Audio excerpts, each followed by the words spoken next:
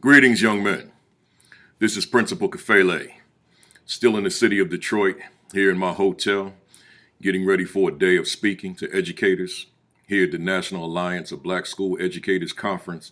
But before I make it to the convention center, I've got a brief message for you. My message is very simple. Pull your pants up. Once again, pull your pants up. One more time. Pull your pants up.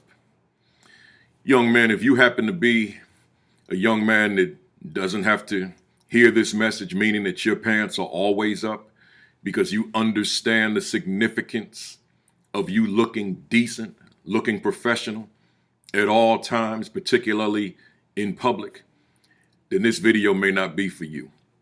You can move on to one of the other ones. But then on the other hand, maybe you may want to listen just so you can pass the word on to somebody else that may need it. Choice is yours, but let me talk to those who want to keep their pants falling off, who want to sag. Young man, have you considered, and when I say considered, have you seriously considered what that looks like? Have you considered who and what you represent every time you walk outside of your place where you live, where you reside, your home? Have you considered who it is you represent beyond the folks in your home? Talking about men throughout the country, throughout the world. Let me tell you something.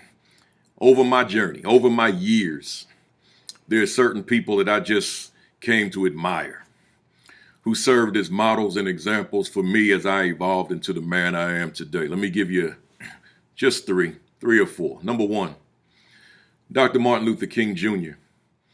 When I look at the sacrifices that man made, particularly in Birmingham, Alabama, with the number of times he went to jail, engaged in many protests, demonstrations, marches, being beaten down, hosed by water with tremendous force, the dogs being sicked on him and the other marchers.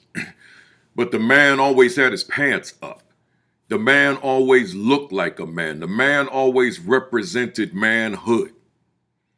How dare us just a few years later, because that was back in the 60s, how dare us just a few years later looking like other than men in the truest sense of what it is to be a man? Dr. King was a man. He represented manhood. He looked as a man. Then you look at Malcolm X, another hero of mine, and I think about all those speeches he gave all over the country, but particularly right in New York City and Harlem, New York, on those various street corners with those hundreds and hundreds of people, all about just right there, standing there listening to him deliver these messages. I've seen so many of those speeches, and that man stood on those corners at that podium, at that microphone with those pants up as well. How would he look? Standing there delivering these powerful, life-changing messages, and his pants are falling off, or he's standing there trying to pull them up when they fall too low. How would that look? And who would stand there to listen to him? Where would his credibility be if he stood at the microphone and his pants were falling off of his behind? Malcolm was a real man. Malcolm understood that he represented manhood. And then you look at John Lewis, congressman out of Atlanta. Powerful man. He and Hosea Williams led the march from Selma, Alabama to Montgomery on March the 7th, 1965.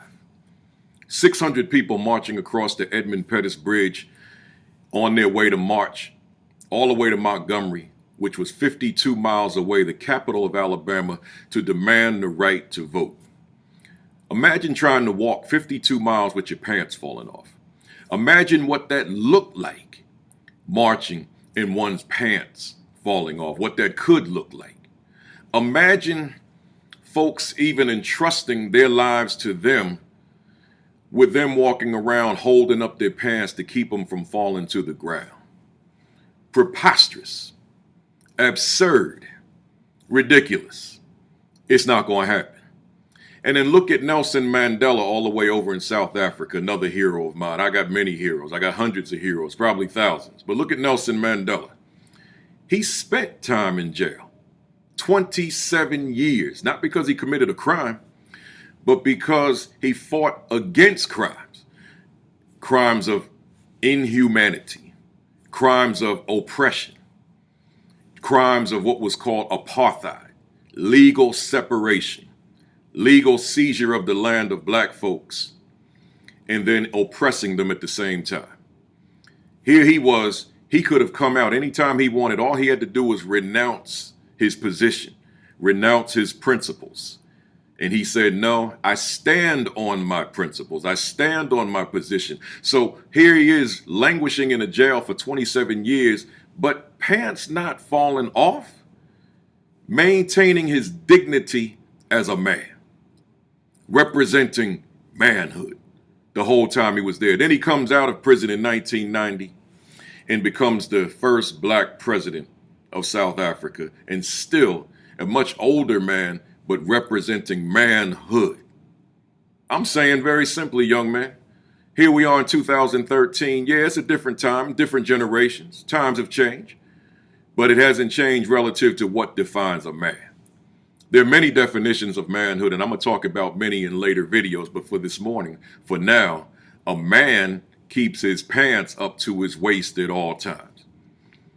Me, myself, when I put my pants on in the morning, which they're on right now, obviously, I don't have to worry about my pants anymore for the rest of the day.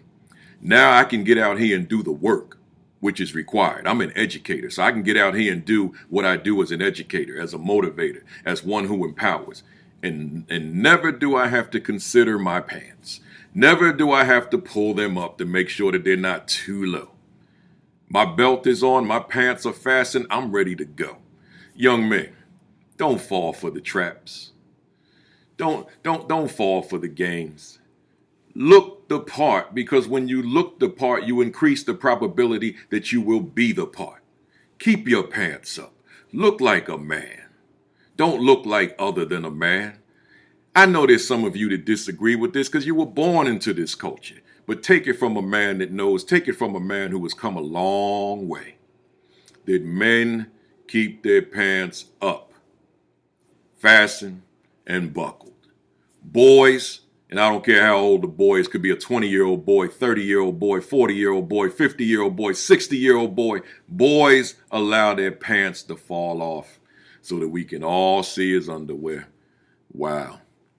If that's not sickness, I don't know what sickness is. That's enough on that point. We'll get to something positive tomorrow. Once again, this is Principal Kafele. Thanks for listening. Peace.